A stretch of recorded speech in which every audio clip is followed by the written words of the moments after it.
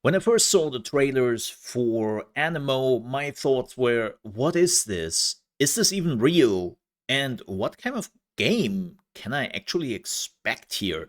And well, now that I have put around 60 hours in the second closed beta, I haven't played the first one, I can definitely say, yes, it is real. And oh man, it's a game. So, the first thing, let's talk about what this game exactly is. It's a creature collector game like Pokemon.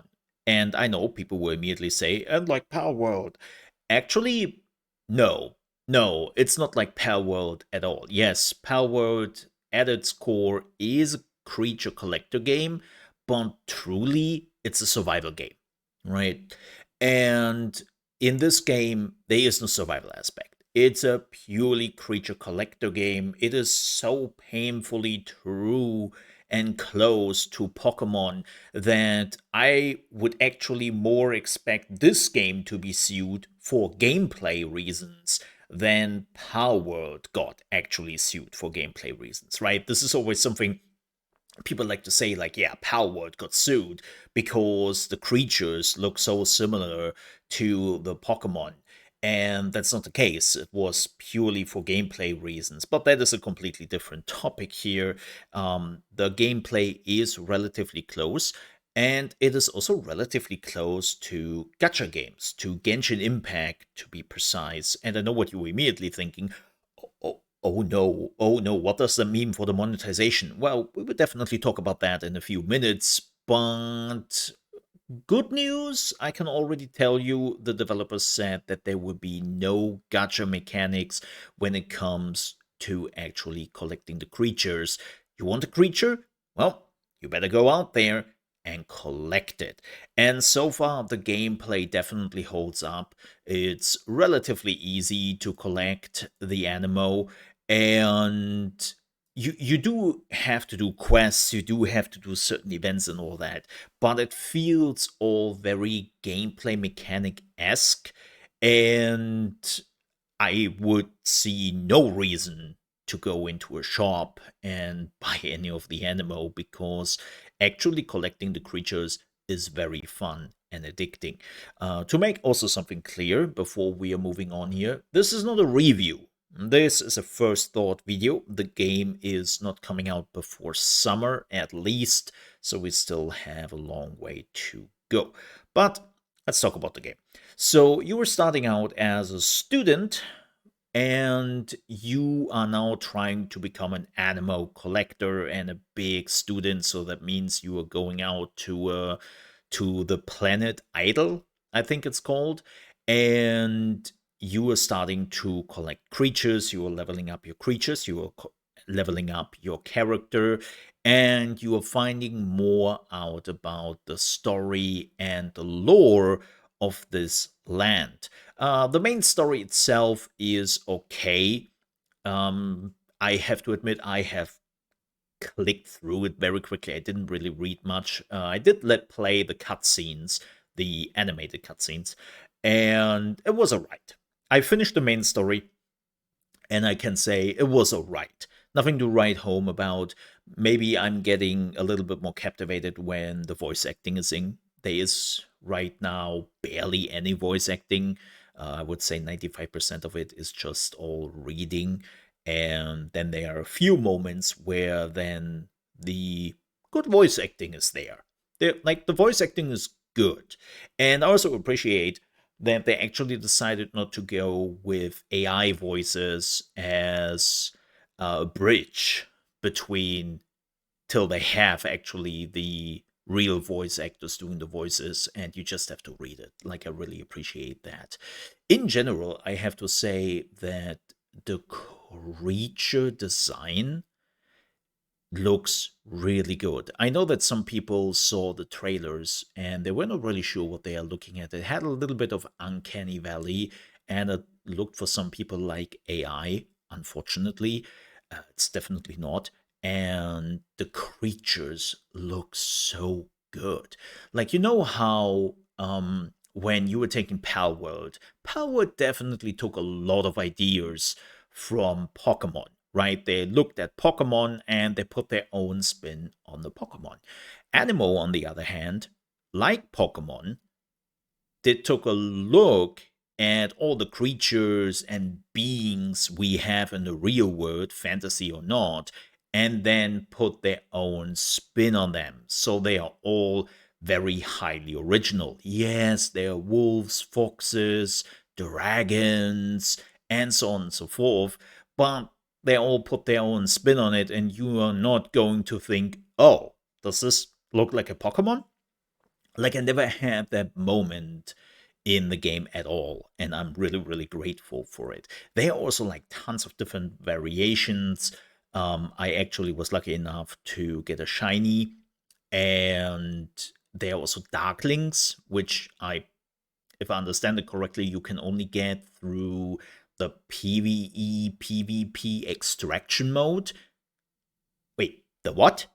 Yeah, so in the end game, you can unlock an extraction mode, which you can decide to only play in PvE if you so desire, or then you can do the big egg heist, which is 5 teams of 3 men each on an island, and well, you kind of guessed it, try to get the eggs, and you can attack each other.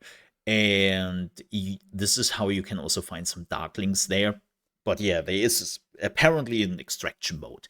In general speaking, there are tons of things you can do, right? Like, yeah, collecting the creatures, fighting the creatures, following the story. Sure, that's one thing. But there are also puzzles, there are tons of stuff to evolve your animal. So, like the one you see here sometimes in the background, the Cerberus looking dog, that was actually an animal which took me 3 real-time days to unlock because I had to follow a very elaborate quest line, and there were then stops in between them where the game was like, yeah, come back in the evening, server side, when you want to continue this. It was a little bit harder to do because I wasn't really sure exactly what time it is on my server, because I was definitely not playing on a European server. I always had 120 ping. So clearly to me, I was not on the European side. I think I was on the East Coast or something. So it was a little bit harder to actually figure out what my time was. But nonetheless, it took me 3 days about to unlock this, till I finally found it. Like, it took me a week till I found the quest. And then it took me 3 days to actually unlock this. And now this is also the shiny mode of it. So there is tons of stuff you have to do sometimes to unlock the last evolution of an Animo.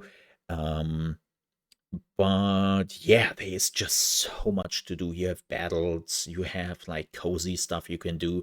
There is a whole housing system in the game with farms and whatnot. I haven't really dabbled in it, so I cannot really show it too much to you. But yeah, that whole housing system is big. It's a huge part of the game with its own itemizations, with its own currency system behind it, and you also integrate your Animo into doing the work for you. Yes, a bit like Palworld, but not as gruesome. And it's a lot of fun. Like, even the little bit I did for the tutorial was already really captivating. And as I said, I you can probably put a lot of hours into it. But the game is huge. Now, what I can say is the game is not done yet. Like, up till endgame, everything feels really, really polished. But there are also a lot of placeholders the moment you are actually getting to the end game. Actually, just recently, they unlocked a new zone. You have to reach the end game to get there. And I was really excited about it because it was like a new island. It was like an ocean zone. And I was like, oh, cool. I'm looking forward to that. And so I checked it out. And I think on stream, it took me about 30 minutes for the new zone. It was very small and unfinished. There were a lot of invisible walls and placeholder things there. Like, it becomes clear that they are really treating this as a beta and sometimes just put things in which are not done yet and people can try them out. So that's a good thing. But they also listen to the community. They have already patched the game quite a bit and have already done gameplay changes the community was relatively vocal about. So, with that said, let's talk briefly about monetization. The developers have said that they do not exactly know the monetization options yet, but they also don't want to do any gacha related stuff to the Aniimo. And there were a few things which I was a little bit afraid of. So, first, there is an energy system in the game. Right now, the energy system is only if you want to open the chests for alpha and omega level animals, which are like boss fights, right? That's when they cost points, which is not too much of a big deal. Or if you are going into a hollow fight, which is like a dungeon slash instance thing. If you want to open the chest there, then you also have to pay those points, and they slowly regenerate over time. You can charge them with batteries, so I assume that they will sell batteries. But there was another thing the community also pointed out. So to catch Animo, you need cubes, right? They are those catcher cubes, and basically your Pokeballs, right? And there are multiple ways on how you get them. You can find them in the wild, and yes, they do respawn, so that's a good thing. And you can also craft them, you can upgrade them later through crafting, and more importantly, you can buy them at a vendor, but they have a weekly limit. And the weekly limit was, I think it was 50 at the time. And people were already like, wait, that's nothing for a week. Oh no. They will sell them in the item shop, right? Like this is their plan. They will sell them through the item shop. And surprisingly, just a few days later, we got a patch and they increased all the cubes, like different tiers of cubes, to 150 each per week, which is a huge increase. And they very quickly said in the patch notes, hey, that's not our intention. We also hear you. That is a problem. So here's the increase. We will monitor it. And no, it's not our intention to sell this to you. And it's clear that the developers are listening and have a look at the community, what they want. Now, do they keep that up till the release? I can tell. How should I know, right? And unfortunately, free to play games, especially from China, have shown that they can be very expensive, but they are also good examples, right? There are games out there which are free to play from China and they're okay, like Marvel Rivals or even Once Human, right? They're not really interfering with the gameplay. And I'm hoping that's what they are doing because you can offer tons of skins for you, for the Animo. There are already tons of skins for Animos in there, and for your housing. And especially for the housing, I guarantee you, people will pay for that. It's actually something I did in Once Human, so yeah, I'm one of those people. Um, but I really hope that they are not limiting our gameplay and that they are putting any gameplay stuff in the shop. Like there are a few things which I'm okay with, like changing how your character looks, or maybe even the naming or something like that. Like you can do it fair, and you can still offer things people want. And I hope they will do that because if they do it, this game will take off. Now, there are two things I want to mention, and this is the last step here before we are ending the video, which they really have to work on. The first one is performance, like compiling the shaders before the game starts would probably help a big deal. And before people think, oh, Unreal Engine game, huh? No, funny enough, it's not an Unreal Engine game. It's a Unity Engine game. I was misled myself at the beginning when I was first thinking, wow, this game looks really, really good. Must be some sort of Unreal Engine. And then it turns out, nope, it's Unity. I'm like, whoa, okay, misled me. Or, well, not misled me, but tricked me. I didn't notice that. But yeah, like performance is unfortunately not stable even on my machine. I'm playing on the lowest graphic settings on 4040p, and I can barely keep my 60. And the fun part is when I'm cranking it up to the highest settings, my FPS is going to shit, but I'm looking at the game and I'm like, what has changed? Sure, my FPS are gone, but this looks still all the same to me. What is going on here? They definitely have to work on that. There were a few bugs and glitches here. They have to fix over time, but that's not a big deal. The biggest problem I actually had was the menu. It is clear that this is a mobile game, free to play menu systems with tons of different items and currencies. And weirdly enough, this is not to confuse you, but they just have a lot of menus, which are all very important because you can go really, really deep into this game when it comes to customize you and your Animo with stats, items, improvements, skills. Like it's crazy how much you can change your Animo. You can completely respec your Animo stats and then do it yourself if you want to. That's how deep the game goes.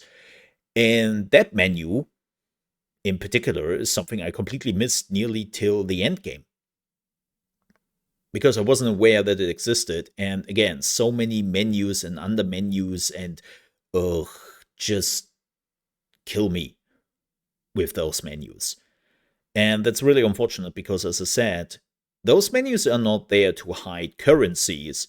Those menus are actually important for the gameplay. So I would love to see a change here, but I assume that that will not happen because mobile in the end. So, yeah. But that would definitely be something I would love to see changed in the future. But now, with that said, we are done here with the video. I will definitely come back later down the road with more Animo. Like, again, this game already has me uh, like hook, line, and sinker, right? And there's also a lot of guide potential there. Like there's a lot of stuff there I'm not explaining to you, and which is really important. So yeah, when we are getting closer to release, I would definitely jump on that. But with that said, for now, I will gonna catch them all, and I hope I see you next time. Stay safe. Till then,